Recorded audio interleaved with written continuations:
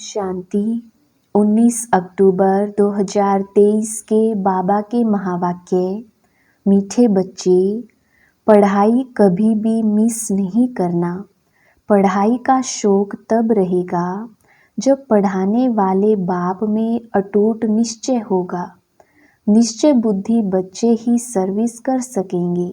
प्रश्न: बाप दादा को बच्चों की कौन सी बात सुनकर बहुत खुशी होती है? उत्तर: जब बच्चे सर्विस समाचार का पत्र लिखते हैं, बाबा आज हमने फलाने को समझाया, उसको 2 बाप का परिचय दिया, ऐसे ऐसे सेवा की, तो बाबा उन पत्रों को पढ़कर बहुत खुश होते हैं। याद प्यार व खुश खैराफत का पत्र लिखने से बाबा का पेट नहीं भरता। बाबा अपने मददगार बच्चों को देख खुश होते हैं, इसलिए सर्विस करके समाचार लिखना है। गीत चलो चले माँ। ओम शांति। बच्चे जानते हैं कांटों से फूलों की दुनिया में जाना है। सतयुगी दुनिया को दैवी फूल ही कहेंगे। कलयुग में मनुष्य हैं कांटे मिसल, एक दो को तंग करते, दुख देते रहते हैं। तुम बच्चे अब खुश होते हो कि चलो अब हम अपने उस दैवी फूलों के सुखधाम में चलें। चलने का भी राज समझना है। चलेंगे तब जब अच्छी रीति पढ़ेंगे। पहले तो निश्चय चाहिए पढ़ाने वाला कौन है। यह बातें कोई वेद शास्त्र आदि में लिखी हुई नहीं है। भल गीता में राजयोग लिखा हुआ है। राजाई के लिए पढ़ाई है तो जरूर राजाई सतयुग में देंगे। पहले तो पढ़ाने वाले का निश्चय चाहिए। यह कोई साधु संत मनुष्य तो है नहीं, यह तो है निराकार, सब आत्माओं का बाप है, परम पिता परमात्मा। जिन्हों को कल्प पहले मुआफिक निश्चय होना होगा, उन्हों को ही होगा। तुम देखते हो फूलों की दुनिया स्वर्ग में चलने के लिए हर एक का अपना अपना पुरुषार्थ है। पहले जब निश्चय हो तो झट पढ़ाई में लग पड़े। शास्त्रों में कृष्ण भगवानुवाच लिख दिया है, साथ साथ लिखा भी है रुद्र ज्ञान यज्ञ। अब यह तो ज्ञान की बातें हो गई। मनुष्यों ने फिर श्री कृष्ण को काठ की मुरली दे दी है। गायन भी है ना, तेरी मुरली में जादू है खुदाई। अब काठ की मुरली में तो खुदाई जादू हो ना सके, वह तो मुख से मुरली बजा सकते हैं। श्री कृष्ण का बचपन ही दिखाते हैं, आपस में खेलते कूदते रहते हैं। यह बातें बड़ी समझने लायक हैं। यह तो बच्चे समझ गए हैं कि यह बरोबर राजयोग है, अर्थात राजाई प्राप्त करने की पढ़ाई कराने वाले के साथ योग। वह सम्मुख आकर पढ़ाते हैं। इसमें काठ के मुरली की कोई बात नहीं। यह बातें ही निराली हैं। यह किसको भी पता नहीं है कि निराकार भगवान स्वयं आकर पढ़ाते हैं। श्री कृष्ण के लिए भी कहते हैं उनकी मुरली में खुदाई जादू है, तो खुदा और हो गया ना। श्री कृष्ण को खुदा नहीं कहेंगे, खुदा तो खुदा ही है, उनको ही जादूगर कहते हैं। जादूगर स्वयं आकर जादूगरी दिखलाते हैं, साक्षात्कार कराते हैं, फिर भी ऊंच पद प्राप्त कराने लिए पढ़ाते हैं। मीरा ने भी वैकुंठ देखा और डांस की, परंतु वह राजयोग नहीं सीखी। राजयोग की बात कोई भी शास्त्र में नहीं है। मीरा को पढ़ाने वाला तो कोई नहीं था। मीरा का नाम भी भगत माला में है। यह है ज्ञान माला। रात दिन का फर्क है। तुम समझ गई हो। हम जितना ज्ञान उठाएंगे उतना ऊंच बनेंगे। बरोबर भगत माला भी है, उनमें भी नंबरवार हैं। उन्हों के नाम तो मशहूर हैं। यह ज्ञान कोई में भी नहीं है, तो समझाना चाहिए यह ज्ञान देने वाला वह अथॉरिटी बाप है। जिसके लिए कहा जाता है ब्रह्मा मुख कमल से ब्राह्मण रच, उन्हों को सभी वेदों शास्त्रों का सार सुनाते हैं। शिव बाबा को तो शास्त्र दे ना सकें, क्योंकि वह तो है निराकार, तो ब्रह्मा द्वारा समझाते हैं। यह युक्ति रची है, परंतु यह सब बातें समझाने वाला एक बाप है। दिखलाते भी हैं ब्रह्मा द्वारा, सार बतलाते हैं, तो जरूर समझाने वाला कोई दूसरा है ना। अभी तुम प्रैक्टिकल में देखते हो, शिव बाबा जो ज्ञान सागर है, हमारा बाबा भी है, वह सम्मुख बैठे हैं, भारत में ही आते हैं और जरूर कोई के शरीर में आते हैं। यह ब्रह्मा का शरीर है, प्रजापिता ब्रह्मा होना भी जरूरी है। बरोबर प्रजापिता ब्रह्मा द्वारा ही बाप आकर ब्राह्मण धर्म रचते हैं। धर्म कैसे रचा जाता है, यह भी तुम जानते हो। तुम प्रैक्टिकल में ब्रह्मा की संतान हो, कहते हो हम ब्राह्मण ब्राह्मणियां हैं, बाप से वर्षा ले रहे हैं, फॉलोवर तो कभी वर्षा ले ना सके, बच्चे ही बाप से वर्षा लेते हैं। तुम आकर बेहद के बच्चे बने हो, क्राइस्ट के फॉलोवर कहेंगे, बच्चे नहीं।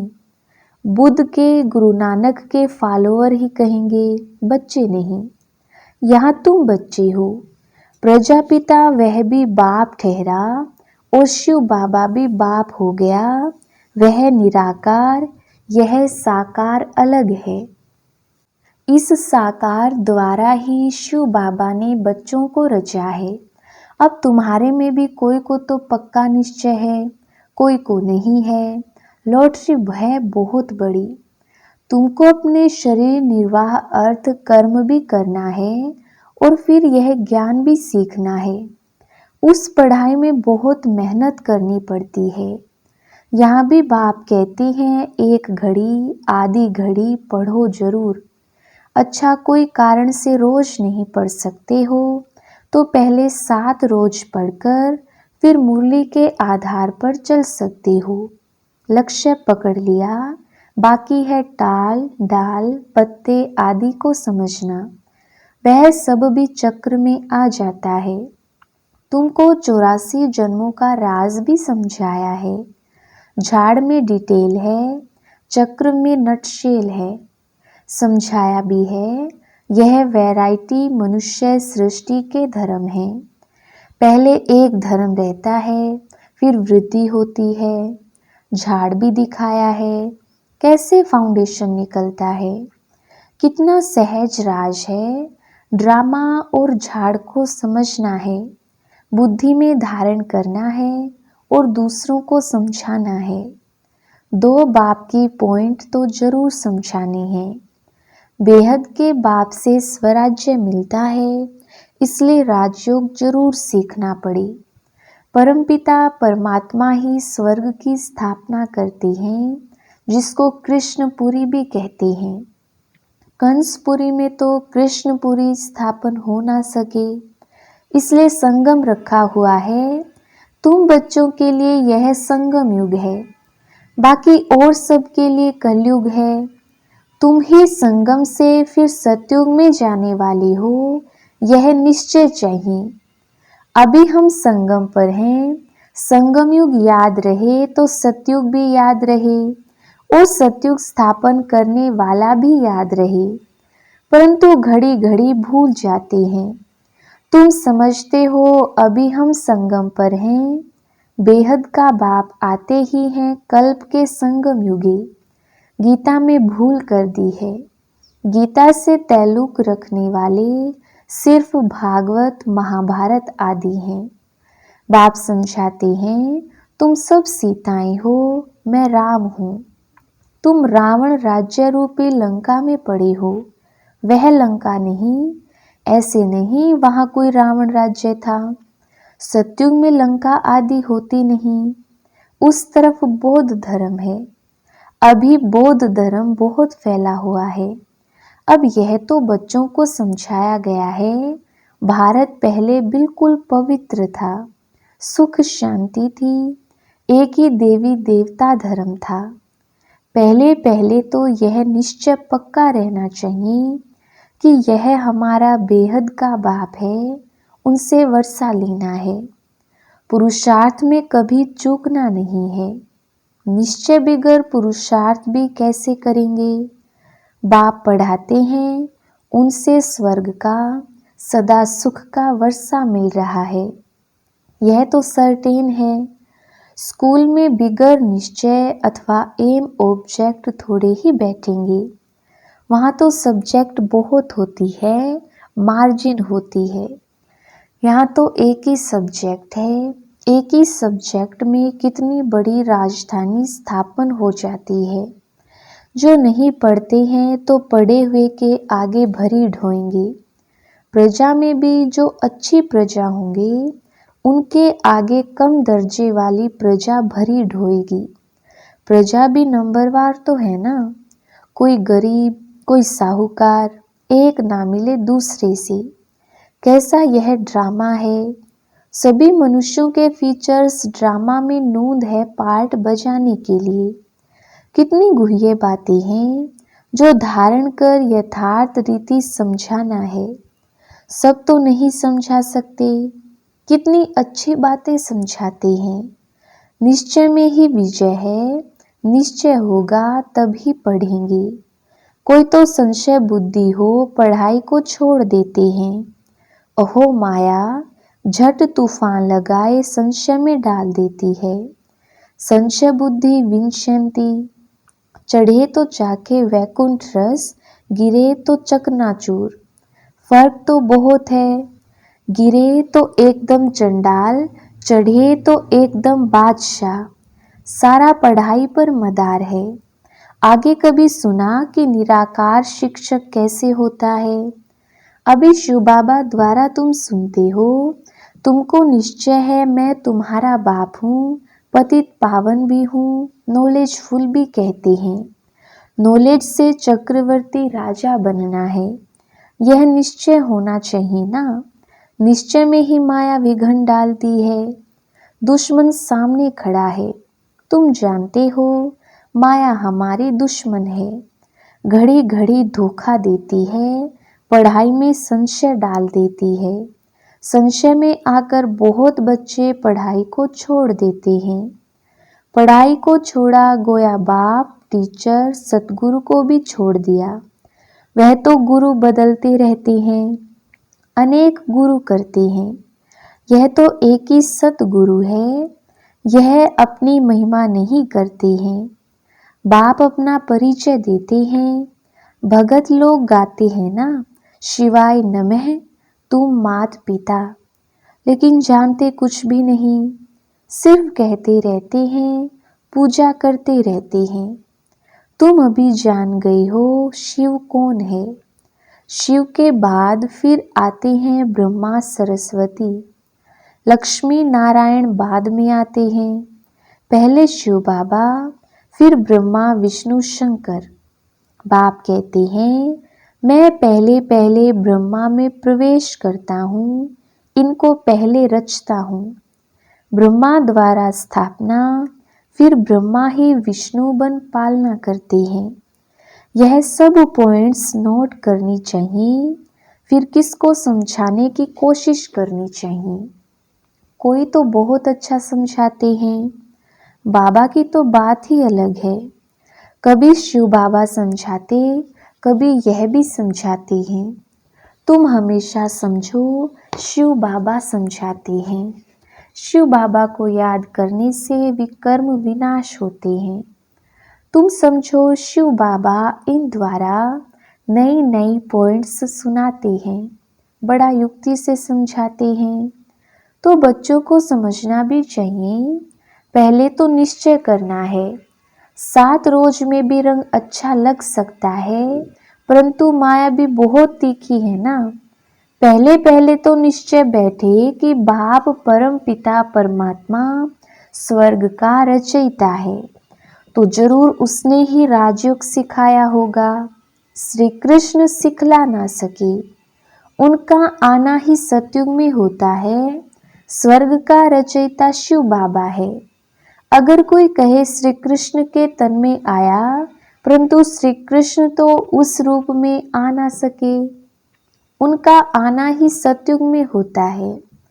बाबा किसी के गर्भ से तो जन्म नहीं लेता, इनके तन में प्रवेश कर इनका भी परिचय देता है कि इनका नाम ब्रह्मा हमने क्यों रखा। यही शुरू से लेकर अंत तक पाठ बजाते हैं। तुम्हारे भी बहुत अच्छे अच्छे नाम रखे थे, कितने बच्चों के नाम आए, वंडर है ना। फट से 2-250 के नाम आ गए। इतने नाम तो यहाँ के ब्राह्मण लोग दे ना सकें। संदेशी फट से नाम ले आई, बेहद के बाप ने नाम रखे। वंडर है, वंडरफुल बाप, वंडरफुल एम ऑब्जेक्ट। तुम 100 राजाओं के राजा बनेंगे। लक्ष्मी नारायण का चित्र बड़ा क्लियर है, ऊपर में त्रिमूर्ति का चित्र बड़ा एक्यूरेट है। 84 जन्म भी जरूर लेने हैं। कलयुग का अंत, पतित सतयुग की आदि पावन। बच्चों को सर्विस का सबूत देना चाहिए। बाबा, हमने भी यह छोटे छोटे पर्चे छपवाए, ऊपर में शिव, त्रिमूर्ति और 2 बाप का परिचय हो। यह पॉइंट जरूर होनी चाहिए।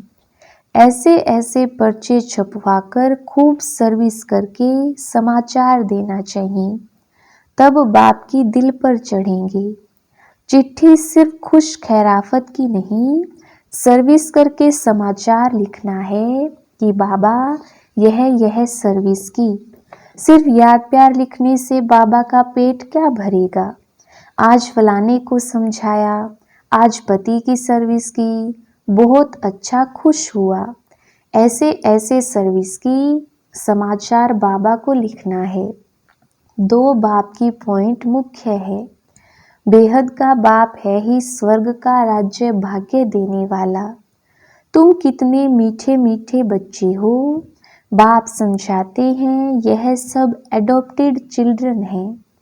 इतने सब तो धर्म के बच्चे ही हो सकते हैं, वह धर्म के फॉलोअर्स होते हैं। यहाँ तुम बच्चे हो। बाप भी ऐसे बच्चों को देख खुश होते हैं। यह सब हमारे बच्चे हैं, अभी अंत का पार्ट बजा रहे हैं।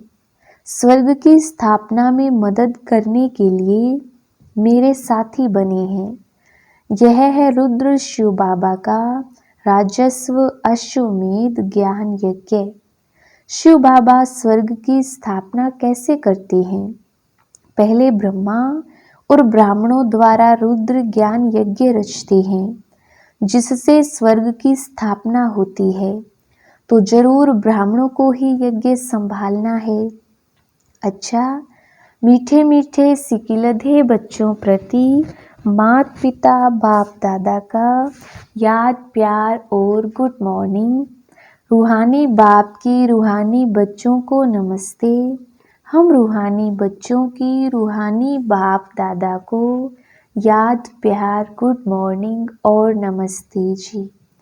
धारणा के लिए मुख्य सार। पहला पॉइंट, निश्चय बुद्धि बन पढ़ाई करनी है।